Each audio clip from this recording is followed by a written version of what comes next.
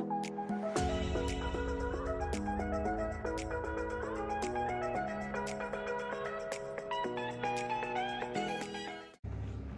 our MKTG204 group assignment, we decided to watch Bridesmaids on Netflix. We decided on this consumption experience because we were in the middle of a COVID-19 lockdown and we were unable to do anything together. Some of the influences in our decision were situational. We had a COVID-19 lockdown, and we were also needing an assignment that required us to partake in a consumption experience. We had a problem recognition.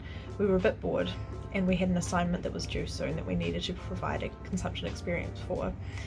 We decided on our evaluative criteria, so it was easy to use, everyone had access to it, it was also enjoyable, and it was virtual. We decided on using Netflix because we had all previously had good experiences with them and an existing prescription.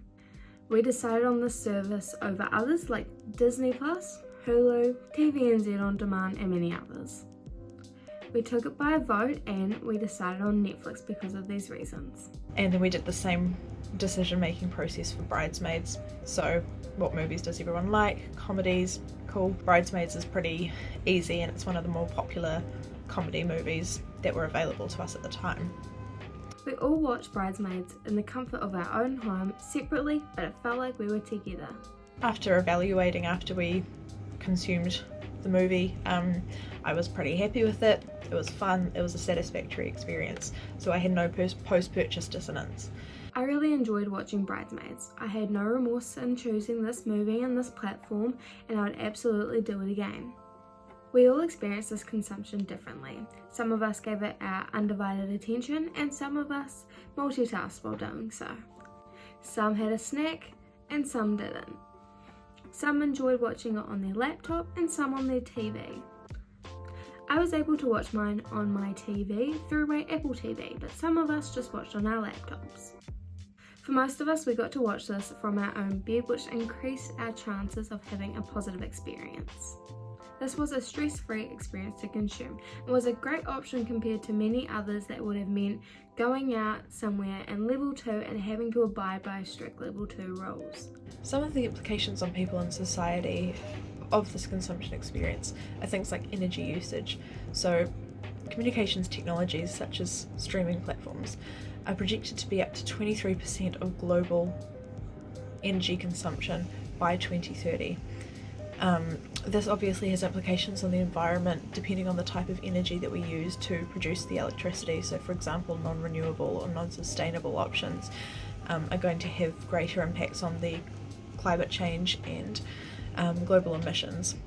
However, of course, this may be alleviated by things such as solar power or sustainable power sources both at home, so for example solar panels on your roof, or at the Netflix server locations, so requiring that large servers like this one, or maybe the wider internet servers, have sustainable power sources.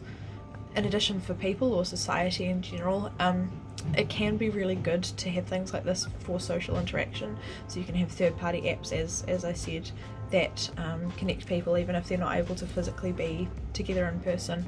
Alternatively, if you're catching up in your flat and watching a movie, it's good for social interaction, but it can also be quite isolating. There is a link to binge watching and boredom and depression as well.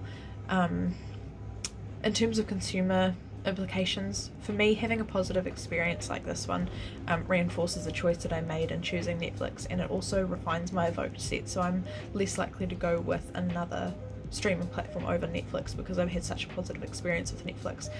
So for managerial implications, this means that Netflix is doing its job of having a retaining strategy. This may not be the same for all consumers, but speaking personally, this is what my experience has been. Netflix is already one of the largest streaming platforms, if not the market leader, so retention is really important. Managers will have to be aware of this when shaping their marketing campaigns, and be aware of the context that people are living in. So for example, the COVID lockdown, people will possibly consume more, or maybe they will consume less Netflix under these lockdown conditions, and they will have to research and think about that when they're making their campaigns. They may also have less satisfaction of their services. If Netflix or other streaming services are the only thing that people are finding to satisfy their boredom, the level of boredom may actually be higher than usual, and the need that Netflix will have to satisfy will be even higher. So monitoring Netflix use and adjusting marketing activities according to the use will help to manage expectations and ensure customer satisfaction. I was satisfied by the experience that I had. For me, Netflix simply needs to continue what they're doing.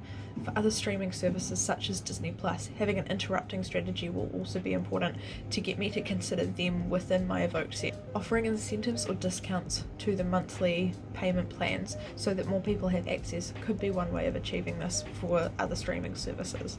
This project was the perfect scapegoat that we all needed, and we really enjoyed doing it. Though we weren't together all the time, we were still able to connect through watching a really enjoyable movie and having a really enjoyable experience.